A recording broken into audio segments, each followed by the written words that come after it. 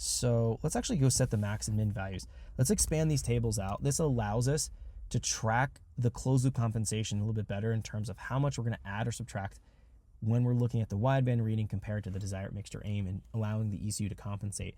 If we do engine speed, now inlet manifold pressure is the other option here, which is going to be estimated, but let's do engine speed. Let's go 0 to 8,000 RPM, and let's just move in 500 RPM increments. It's too many sites. Let's do 1,000. Click OK, and inlet manifold pressure, obviously we know that's going to be estimated, not actually measured.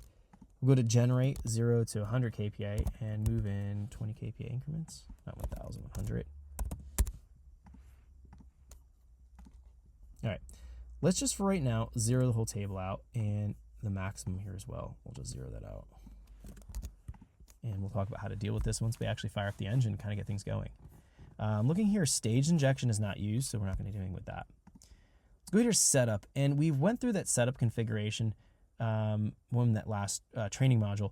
We're going to jump right now into our limiters and start to take a look at this, because we've essentially in that last training module went from the basic to the advanced input windows here and configured everything. Now we're going to take a look at a couple additional details for programming.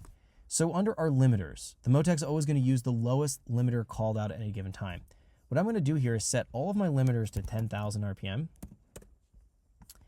and I'm going to set then the coolant temp base table to be my rev limiter based on coolant temp. So this is going to be setting my overall limiter. 9,000 is actually the maximum I want to rev my engine to.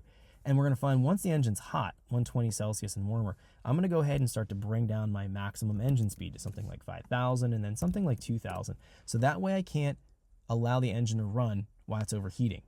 Now, same thing with a cold engine. I'm only going to allow it to rev to 5,000 at 0 Celsius, maybe even 20 Celsius. Once I get up to 40 to 100 Celsius, that's where I'm going to consider the engine to be pretty much warmed up. And I'm able to rev this out, and I'll keep the table kind of shaped the same of what we're finding right here. This is going to be setting my overall limiter at 9,000 and then having that secondary input based on coolant temperature for the limiter. Now the parameter list, we want to leave our ignition range at 200, fuel margin 500, and fuel range 100. The way this is set up right now, it will be an ignition cut for limiter, which is generally the strategy for most Motec base files and firmware packages. So I'll leave all these defaults because I do want it as a spark cut limiter. So this looks good right here. So moving over here into our engine speed limits, this is going to be kind of a redundant to what we found here in the limiter section. This is going to give you some information as to what specific limit could be in place. I just added it in here to our layout configuration. We'll actually see our engine speed limit state in this window right here. Tell us what limiter is being applied if we're hitting a limiter. Let's jump into our safeties. So in here, we can configure warning and safety. So we can actually take action if we have something overstepping a certain threshold or a value that we don't feel that it's going to be appropriate for the engine to run at, and or also put a limiter in place. So we can have a warning and we can have a limiter.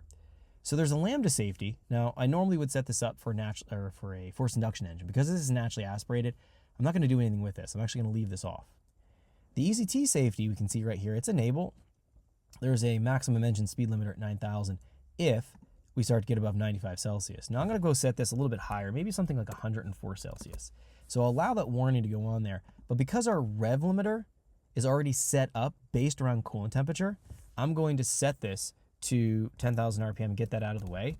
And that way it just runs on what we've programmed here in this table. Thanks for checking out our teaser clip. If you want to see the rest of this video and more than 500 hours of current EFI training we have to offer, make sure you click right here. If you want to go and check out more teaser clips from this training course, click here, and you don't want to miss any of the videos we're going to be releasing on this channel, so make sure you subscribe and click here.